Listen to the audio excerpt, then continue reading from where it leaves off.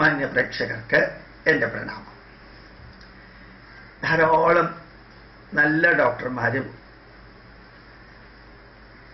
Doctor എന്ന profession അത് ആത്മാർത്ഥമായിട്ട് നിർവഹിക്കുന്നവരും കച്ചവടത്തിനായിട്ട് നിർവഹിക്കുന്നവരും കമ്മീഷന് വേണ്ടിയിട്ട് മരുന്നും ടെസ്റ്റും എഴുതി കൊടുക്കുന്നവരും കാശുണ്ടാക്കാനുള്ള ഏറ്റവും നല്ല വഴിയാണ് മെഡിക്കൽ പ്രൊഫഷൻ എന്ന് വിചാരിക്കുന്നവരെല്ലാമുള്ള സമൂഹത്തിൽ ഒരു 10 വർഷം മുമ്പ് MBBS-ഉം MD-യും ഒക്കെ പാസ്സായി വന്ന വ്യക്തി, 15 വർഷം മുമ്പ് പാസ്സായി വന്ന വ്യക്തി, 20 വർഷം മുമ്പ്, 30 വർഷം മുമ്പ്, 40 വർഷം മുമ്പ്, 50 വർഷം മുമ്പ് പാസ്സായി വന്ന ഡോക്ടർമാരുണ്ട്. അവരുടേതായിട്ടുള്ള പ്രൊഫഷനിൽ അപ് ടു ഡേറ്റ് ആവുന്നത് വളരെ വിരളം ആൾക്കാരെ പുസ്തകം വായിക്കാറുള്ളൂ. വളരെ കുറച്ച് പേര് ഇന്റർനെറ്റിലൂടെ പോയിട്ട് ലേറ്റസ്റ്റ് ആയിട്ടുള്ള അവരുടെ വിഷയത്തെക്കുറിച്ചുള്ള ഡെവലപ്മെന്റ് കാര്യങ്ങൾ അറിയാറുള്ളൂ. വളരെ കുറച്ച് പേരെ അറിയാറുള്ളൂ. അതിന് അവർക്ക് സമയവും ഇല്ല, സന്ദർഭവും ഇല്ല, അവർ പുസ്തകം വായിക്കാറേ ഇല്ല. ഞാൻ കുറേ പേരോട് ചോദിച്ചിട്ടാണ് ഇത് പറയുന്നത് കേട്ടോ. പക്ഷെ അവരെ മരുന്നിനെ കുറിച്ച് പഠിപ്പിക്കുന്നത് മുഴുവൻ ആരാണെന്നറിയാമോ? മറ്റു പ്രൊഫഷനില് പലപ്പോഴും ഫെയിലായവരോ, വാചകമടിക്കാൻ അസാധാരണ കപ്പാസിറ്റി ഉള്ളവരോ, ചിരിച്ചുകൊണ്ട് എതിർകക്ഷിയെ അടിച്ചു വീഴ്ത്താൻ കഴിവുള്ളവരോ, വാചക കസർത്തിലൂടെ മറ്റുള്ളവരെ കീഴടക്കാൻ കഴിവുള്ളവരോ ആയിട്ടുള്ള ഗ്രാജുവേറ്റ്സോ പോസ്റ്റ് ഗ്രാജുവേറ്റ്സോ, അത് സയൻസിലാവണമെന്നില്ല, ഏതെങ്കിലും വിഷയത്തിൽ ഗ്രാജുവേഷനോ പോസ്റ്റ് ഗ്രാജുവേഷനോ ഉള്ള മെഡിക്കൽ റെപ്രസെൻറ്റേറ്റീവ്സ് ആണ് ഈ പുതിയ പുതിയ മരുന്നുകളെ കുറിച്ച് ഡോക്ടർമാരെ പഠിപ്പിക്കുന്നത്. ഡോക്ടർമാർക്ക് സാമ്പിളും കൊടുക്കും. അപ്പൊ ഈ മെഡിക്കൽ റെപ്രസെൻറ്റേറ്റീവ്സിന്റെ ഉദ്ദേശം എന്താണ്? ഒരു വരി പറഞ്ഞാൽ അയാൾക്ക് കൊടുത്തിരിക്കുന്ന ടാർഗറ്റിനെ ക്രോസ് ചെയ്യുക, അത്രയും മരുന്ന് വിൽക്കുക. ഡോക്ടറിലൂടെ വേണം വിൽക്കാൻ. കമ്പനിയുടെ ഉദ്ദേശം എന്തായിരിക്കും? പരമാവധി പ്രോഫിറ്റ് ഉണ്ടാക്കാം. കമ്പനിയുടെ ജോലിക്കാരുടെ ഉദ്ദേശം എന്തായിരിക്കും? ഞങ്ങൾക്ക് പരമാവധി ഈ ബോണസ് കിട്ടാം. കമ്പനിയുടെ മാനേജ്മെന്റിന്റെ ഉദ്ദേശം എന്തായിരിക്കും?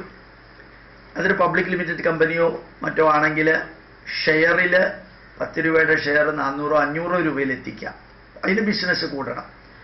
ബിസിനസ് കൂടണമെങ്കിൽ മെഡിക്കൽ റെപ്രസെൻറ്റേറ്റീവ്സുകളുടെ എണ്ണം കൂടണം.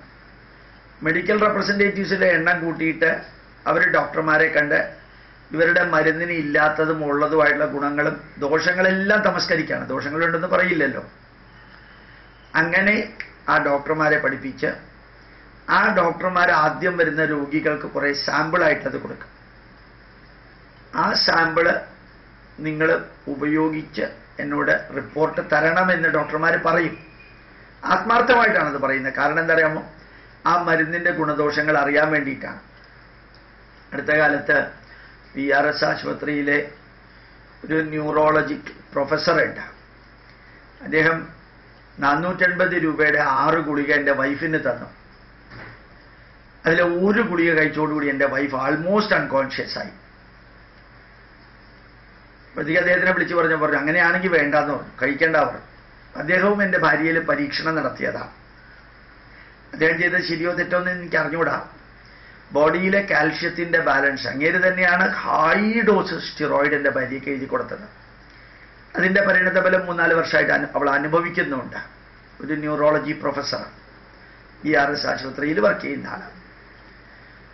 ഒരു മാസത്തിൽ 10 പ്രാവശ്യം കാണണമെങ്കിൽ 10 പ്രാവശ്യം 450 രൂപയുടെ ടിക്കറ്റ് എടുക്കണം. 10 പ്രാവശ്യം എടുക്കണം.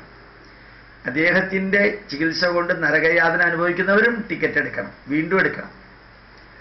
അങ്ങനെ ആ പരീക്ഷണത്തിലൂടെയാണ് പോകുന്നത് ഒരു ചികിത്സ. ആ മരുന്നുകളൊന്നും ഒരു പക്ഷേ 10, 30, 40, 50 വർഷങ്ങൾക്ക് മുമ്പ് ഇവർ പഠിക്കുന്ന കാലത്തുള്ള മരുന്നുകളല്ല. അവർ ആ മരുന്നുകളെ കുറിച്ച് കേട്ടിട്ടേ ഉണ്ടാവില്ല. കേൾക്കുന്നതും പഠിക്കുന്നതും പ്രയോഗിക്കുന്നതും മുഴുവനും ഈ ഗ്രാജുവേറ്റ്സോ പോസ്റ്റ് ഗ്രാജുവേറ്റ്സോ ആയിട്ടുള്ള മെഡിക്കൽ റെപ്രസെൻറ്റേറ്റീവ്സ് പഠിപ്പിക്കുന്നതനുസരിച്ചിട്ടാണ്. അവർ പഠിപ്പിക്കുന്നത് അവരുടെ മരുന്നിന്റെ പോസിറ്റീവ് ഗുണങ്ങൾ മാത്രമായിരിക്കും. അവരുടെ ലക്ഷ്യം അവരുടെ ടാർഗറ്റ് എത്തിക്കുക, കുറെ കൂടി അവർക്ക് ബോണസും അതുപോലെ തന്നെ ബാക്കിയുള്ള സൗകര്യങ്ങളും ലഭിക്കാം. അവർ പ്രതിനിധാനം ചെയ്യുന്ന കമ്പനിയുടെ ലക്ഷ്യം പരമാവധി മരുന്ന് ചെലവാക്കാം. ആ ഷെയർ ബിസിനസ്സിലും അവരുടെ കമ്പനി ഷെയർ ഫ്ലോട്ട് ചെയ്യുമ്പോൾ അതിൻ്റെ വിലയെ പരമാവധിയാക്കാം. ചുരുക്കം പറഞ്ഞാൽ ഈ മരുന്ന് തിന്നുന്ന ആ പേഷ്യൻ്റ് ഒഴികെ ഡോക്ടർ അത് പ്രിസ്ക്രൈബ് ചെയ്യണമെങ്കിൽ അങ്ങർക്ക് കമ്മീഷൻ ഉണ്ടാവും, അങ്ങർക്ക് വേറെ ഫെസിലിറ്റീസ് ഉണ്ടാവും. അപ്പം നിങ്ങൾ എന്ന രോഗിക്ക് തരുന്ന മരുന്നുകൊണ്ട് നിങ്ങൾ നശിച്ചാലും സുഖം പ്രാപിച്ചാലും എന്ത് നിങ്ങൾക്ക് സംഭവിച്ചാലും അതിൻ്റെ കമ്മീഷൻ ഡോക്ടർക്ക് കിട്ടും, അതിൻ്റെ ഡയറക്റ്റ് ഇമ്പാക്റ്റ് മെഡിക്കൽ റെപ്രസെൻറ്റേറ്റീവ്സിന് കിട്ടും, അതിൻ്റെ ഫോർച്യൂൺ കമ്പനിക്ക് കിട്ടും, അതിൻ്റെ ലാഭം ശരിക്ക് ഷെയർ ഹോൾഡേഴ്സിന് കിട്ടും. അടുത്ത കാലത്ത് തിരുവനന്തപുരത്തെ ഏറ്റവും പ്രസിദ്ധമായിട്ടുള്ള ന്യൂറോളജിക്കൽ ലാബറട്ടറിയിൽ, ബൈപ്പാസിലുള്ള ലാബറട്ടറിയിൽ ഒരു ഇമെയിൽ ഷെയർ ഹോൾഡേഴ്സിന് അയച്ചത് എനിക്ക് കിട്ടി. എനിക്ക് അത്ഭുതം തോന്നി അത് കണ്ടിട്ട്. ഒരു ഷെയർ ഹോൾഡർക്ക് അയച്ചിരിക്കുന്നതാണ്.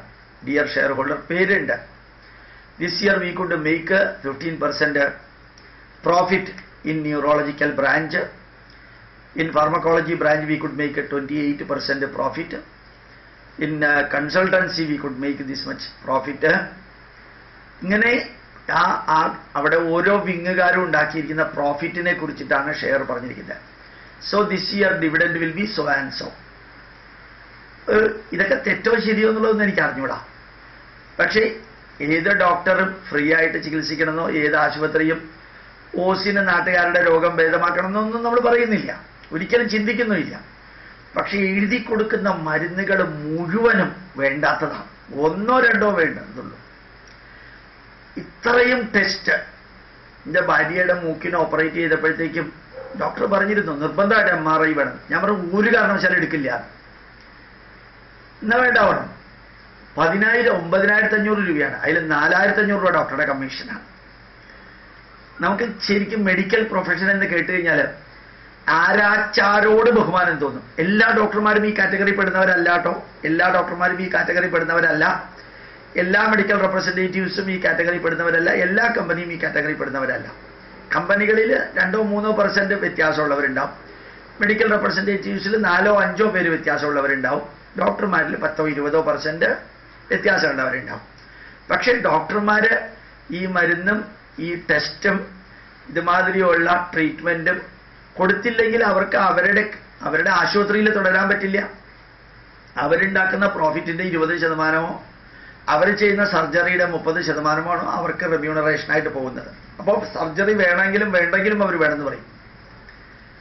അത് ഈ മെഡിക്കൽ ഫീൽഡ് എന്ന് പറയുമ്പോൾ പണ്ട് ഡോക്ടർമാരെ കണ്ട് ഞാൻ കൈകൂപ്പി നിൽക്കുമായിരുന്നു.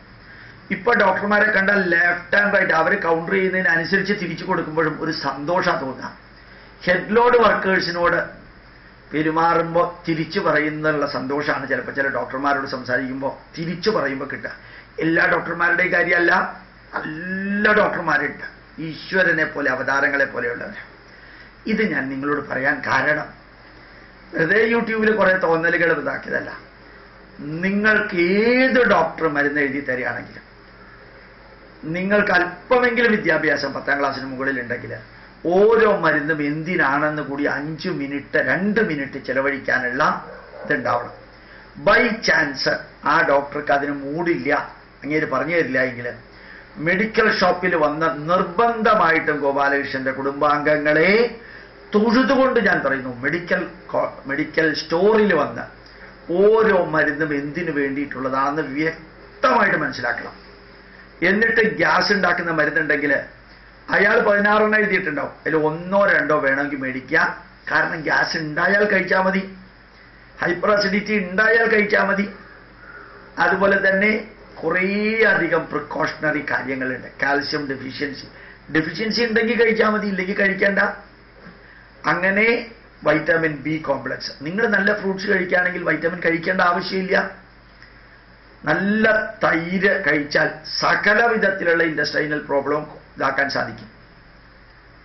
അപ്പോൾ ഓർമ്മിക്കുക, ഒരു കാരണവശാലും ഡോക്ടർമാർ എഴുതി തരുന്ന മരുന്നുകൾ അതേപോലെ മേടിക്കല്.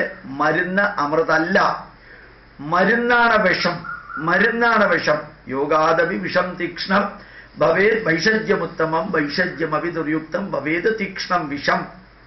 നല്ല പ്രോപ്പർ കോമ്പിനേഷൻ കൊണ്ട് വിഷത്തിനെ മരുന്നാക്കി മാറ്റാൻ പറ്റും. യോഗാദപി വിഷം തീക്ഷ്ണം ഭവേത് വൈഷജ്യം ഉത്തമം. പ്രോപ്പർ കോമ്പിനേഷൻ കൊണ്ട് തീക്ഷ്ണമായിട്ടുള്ള വിഷത്തെ ഉത്തമമായ മരുന്നാക്കാൻ പറ്റും. വൈഷജ്യം അഭിദുർയുക്തം, മരുന്നാണെങ്കിൽ പോലും ദുരുപയോഗം ചെയ്താൽ ഭവേത് തീക്ഷ്ണം വിഷം, അത് ഭയങ്കരമായിട്ടുള്ള വിഷമായി മാറും. ഇത് നിങ്ങൾ പ്രചരിപ്പിക്കണം. വാട്സപ്പിലൂടെ ലക്ഷക്കണക്കിന് ജനങ്ങളിൽ എത്തണം. ഒരു ഡോക്ടർ എഴുതി തരുന്ന മരുന്നും അതേപോലെ വാങ്ങിക്കല്ലേ. നല്ല മെഡിക്കൽ ഷോപ്പിൽ പോയിട്ട് അതിൻ്റെ ഗുണദോഷങ്ങൾ മുഴുവനും അറിഞ്ഞ് വേണ്ടത് മാത്രം. മിക്കവാറും മെഡിക്കൽ ഷോപ്പിലുള്ളവര് കുറച്ച് മനസാക്ഷിയുള്ളവരാണ്. ഈ ഗ്യാസിന്റെ ഗുളിക കഴിക്കണോ എന്ന് ചോദിച്ചാൽ ഡോക്ടർ എഴുതി തന്നിട്ടുണ്ടല്ലോ എന്നവർ പറയും. അപ്പൊ ഡോക്ടർ എഴുതി തന്നത് അവിടെ നിൽക്കട്ടെ, കഴിക്കണോ എന്നൊന്നും ചോദിക്കാൻ പറ്റുള്ളൂ. 1 or 2 മേടിച്ചിട്ട് ഗ്യാസ് ഉണ്ടെങ്കിൽ കഴിച്ചാൽ പോരെ എന്നവർ പറയും. വേദന ഉണ്ടെങ്കിൽ കഴിച്ചാൽ പോരെ. അനാൽജസിക് ആന്റിപൈററ്റിക് ഉണ്ട്. ആന്റിപൈററ്റിക് വേദനയില്ല, ടെമ്പറേച്ചർ ഇല്ലാതെയാക്കാനാ. ടെമ്പറേച്ചർ ഇല്ലാത്തവൻ എന്തിന് ഈ ആന്റിപൈററ്റിക് കൊടുക്കുന്നേ? വേദന ഇല്ലാതെയാവാനാണ് അനാൽജസിക് കൊടുക്കുക. വേദന തന്നെ ഇല്ലാത്തവൻ എന്തിനാ ഈ രാവിലെ ഉച്ചയ്ക്ക് വൈകുന്നേരം വഴിപാട് മാതിരി കഴിക്കുന്നത് എന്തിനാ? ഓരോ മരുന്നിന്റെയും സൈഡ് ഇഫക്റ്റ് നിങ്ങൾ കേട്ടാൽ ഭീകരമാണ്, പെസ്റ്റിസൈഡിനേക്കാളും ഭീകരമാണ്. അതുകൊണ്ട് മെഡിക്കൽ റെപ്രസെന്റേറ്റീവ്സ്, ഡോക്ടർമാരുടെ ലക്ഷ്യം അവർ വർക്ക് ചെയ്യുന്ന ആശുപത്രിയിലും പൈസ ഉണ്ടാക്കുക, അവർക്കതിൻ്റെ ഷെയർ കിട്ടുക, അവർക്ക് നല്ല പൈസ ഉണ്ടാക്കാൻ സാധിക്കുക, അവർ ആശുപത്രിയുടെ പിന്നീട് ഷെയർ ഹോൾഡർ ആവുക. മെഡിക്കൽ റെപ്രസെന്റേറ്റീവ്സിന്റെ ലക്ഷ്യം ടാർഗറ്റ് തികച്ച് ക്രോസ് ചെയ്തിട്ട് സെയിൽസ് നടത്തുക. ഡോക്ടർമാർക്ക് അതിന്റെ കമ്മീഷൻ കിട്ടും, മെഡിക്കൽ റെപ്രസെന്റേറ്റീവ്സ് കമ്മീഷൻ ഷെയർ കിട്ടും. കമ്പനിയുടെ ഉത്തരവാദിത്വം പരമാവധി മരുന്നുകൾ ഉണ്ടാക്കിയിട്ട് പല ലേബല്, പല കളറുള്ള കവറുകളൊക്കെ ഉണ്ടാക്കിയിട്ട് കസ്റ്റമറെ കൊല്ലാക്കൊല നടത്തുക. ഈ മരുന്ന് വിശ്വസിക്കല്ലേ, മരുന്ന് നല്ലതാണ്, വേണ്ടതാണ്, ഒഴിച്ചുകൂടാൻ പറ്റാത്തതാണ്, സർജറിയും വേണ്ടതാണ്, എല്ലാം വേണ്ടതാണ്. പക്ഷേ ഇത് മുഴുവനും ആശുപത്രിക്ക് പ്രോഫിറ്റ് ഉണ്ടാക്കാനും ഡോക്ടർക്ക് കമ്മീഷൻ കിട്ടാനും വേണ്ടി ചെയ്യുന്നവരാണ് ഏറ്റവും കൂടുതൽ എന്നുള്ളത് മറക്കരുത്. അത്യാവശ്യമാണെങ്കിൽ മാത്രം ചെയ്യാം. സർജറി ആണെങ്കിൽ തന്നെ 1 or 2 നല്ല ഡോക്ടർമാരോട് ഉപദേശം ചോദിച്ചതിന് ശേഷമേ സർജറി ചെയ്യാവൂ. ഞാൻ ഏത് കാര്യം ചെയ്യുമ്പോഴും തിരുവനന്തപുരത്ത് ആയുർവേദ കോളേജിന്റെ ഓപ്പോസിറ്റിലുള്ള ഡോക്ടർ രാമസ്വാമി പിള്ളയോട് ചോദിക്കും. അദ്ദേഹമാണ് കറക്റ്റ് മാർഗനിർദ്ദേശം നൽകുന്നത്. അദ്ദേഹം മാർഗനിർദ്ദേശം നൽകുന്ന വ്യക്തിയുടെ അടുത്തേ ഞാൻ പോവാറുള്ളൂ. അദ്ദേഹം ഇതിനെക്കുറിച്ചൊക്കെ പറയുന്നത് കേൾക്കണം, അത്ഭുതം തോന്നും. അയ്യോ, ഇത്രയും മരുന്ന് തന്നു അല്ലേ, സ്റ്റിറോയിഡ് തന്നു അല്ലേ, ഞാൻ 5 കൊല്ലം അനുഭവിക്കണമല്ലോ അതിന്റെ ടേപ്പറിങ് എഫക്റ്റ് കഴിഞ്ഞാൽ. അങ്ങനെ കരയുന്ന കാണാൻ സാധിക്കും. സായിബാബയുടെ ഒരു ഭക്തനും കൂടിയാണ്. അയ്യോ, ഈ ആന്റി സർജറിയിൽ ആശുപത്രിയിൽ പോവല്ലേ, ഇന്ന ആശുപത്രി പോവും, തറക്കേടില്ല, വലിയ കുഴപ്പമില്ല, കൊല്ലില്ല എന്തായാലും. ഇങ്ങനെയുള്ള സന്ദേശമാണ്, വാക്കുകളിതല്ല. ശരിക്ക് നല്ലൊരു ഡോക്ടറെ നിങ്ങളുടെ ഉപദേശകനായിട്ട് വെക്കാം. എന്നിട്ട് അവർ പറയുന്നത് പോലും ഒന്ന് വെരിഫൈ ചെയ്തതിന് ശേഷം ഏറ്റെടുക്കാൻ സാധിക്കട്ടെ. ഞാൻ മെഡിക്കൽ റെപ്രസെന്റേറ്റീവ്സിലൂടെ പറഞ്ഞു, വേറെ പല വിഷയത്തിലൂടെയും കടന്നുപോയി. പക്ഷെ എല്ലാം ഹെൽത്തുമായിട്ട് ബന്ധപ്പെട്ടതാണെന്ന് ഓർമ്മിപ്പിക്കുന്നു. പ്രണാമം, നമസ്കാരം.